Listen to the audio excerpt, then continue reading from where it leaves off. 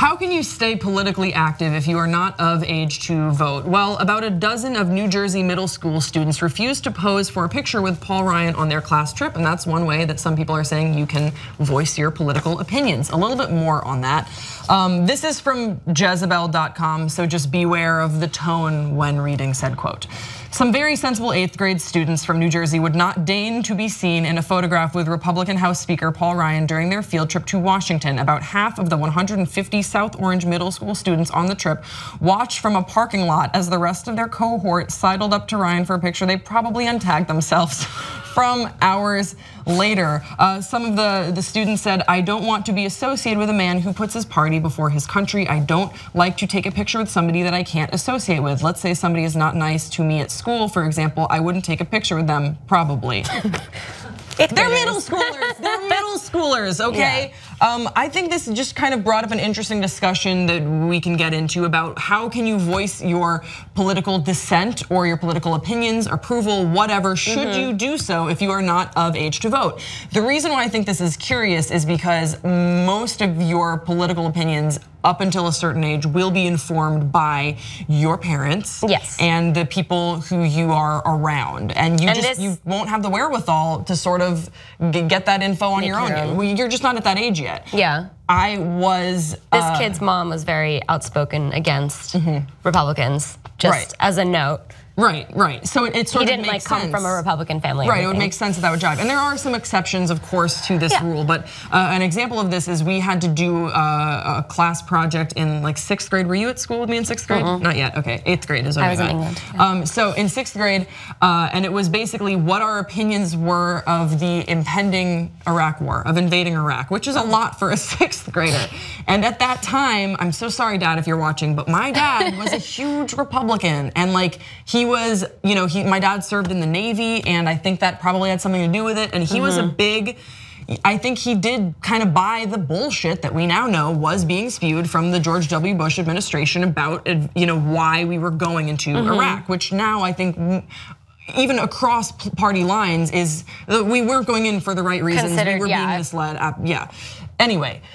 So I wrote a very compelling, I would love to get a copy of this argument in 6th grade about, and I was the only one in my class, about why we should go into Iraq, and it's like everyone else is wrong and America, blah, blah, blah. And I was in Belgium at the time, and you know what? That. Yeah, but while I would like to look back at that essay and be like, oh shit, that's a whole bunch of crazy stuff about them smuggling like weird things in trucks that we can't trace because of sensors. Like, it doesn't make sense. It's very X-Files what I believed. Thanks, Dad. But now I kind of look back and I think it's important to cultivate political opinions and show that to kids at an early age, it's important that you are invested in the political process, just to form an opinion. But also, we should do a little bit of work on coming up with it on your own, reading articles. Yeah, showing both sides and taking some initiative away from your parents. Yeah. How do you think kids should get involved? I mean, it's tough because now everything you get is filtered through social media, through the news, which is very much like with Jezebel, it's very opinionated. It's very much leaning towards one side. So it can be really hard to get neutral information. However, I think this kid, props to him, good for him for standing up what he believed in. Because I know in school, it's very easy to just go along with what everyone else is doing, what the teachers are telling you to do.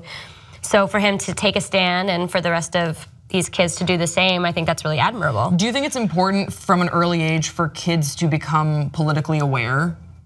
Or is it more like don't even, because I can see an argument for, honestly, like you're gonna have to deal with this from 18 until the rest of your effing life. It's better to just put on horse blinders and enjoy the awkward dances you're going to. Well, no, you don't believe that, do you? I mean, no, but at the same time, it's something with everything that's going on in the world. I can imagine if I didn't have to vote, if I had no, responsibility towards civic responsibility, what can be expected of me, then yeah, dance your ass off and have fun and get a little sexually confused at around the age of 14 and just figure it out. I just think it's important to, in general, be educated and to know what's going on around you and to be aware of, the worldly situations, because if something does happen, World War III breaks out, whatever, you want to know why and how that happened, even as a kid. Because at the end of the day, for a lot of people, it is affecting them directly as children, healthcare and education.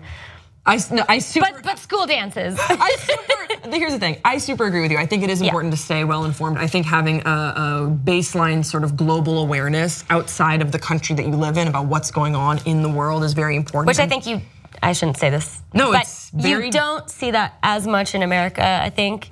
As two kids that were raised internationally, yes. I think that's a fair thing for us to say. But it is also a much more isolated country. If you're in France, you're surrounded by there countries with other laws. Yeah, the U.S. sometimes the news cycle can become a little insular because there's so much. It feels like there's so much going on and here. It's such a big country. You have a world power. Yeah, I understand that, but I think that fostering global awareness at an early age and just staying politically active, but also the most important thing that I got from this article is stay politically curious and historically curious as well. Just there's a lot to dive into and to stand up for anything you believe in, political or not. Just take a stand. And also vote for us for president. Because I feel like that's like, believe in yourself, believe in your dreams. Just stand up for yourself, be who you are. Stay educated and vote Grace and Cece, class of 2017. Guys, we want to hear from you in the comments section below. If you are below the age of 18 and you can't vote or whatever, how do you stay politically active? Do you think it's important? Don't forget to subscribe to this channel and vote for us for student council president and vice president. And we'll see you next time on Pop Trigger.